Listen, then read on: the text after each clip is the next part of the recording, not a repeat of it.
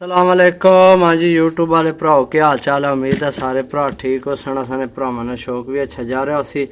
मैं गुलाम मुस्तफा जिन्हें भरावां ये तो नहीं चैनल सबसक्राइब नहीं किया सबसक्राइब करो। माशाल्लाह अपने भरावां वास्ते एक जोड़ा जनाब लैके आए रैबट खरगोश। माशाल्लाह खरगोश नहीं आई है जनाब बच्चों दे जनाब आलना बनाए अस चेक करो सही है राती बनाया सालना तो ये जनाब आई है बच्चों दे जल्दी बच्चे दे छोड़ती जोड़ा लग्या लगाया सही है।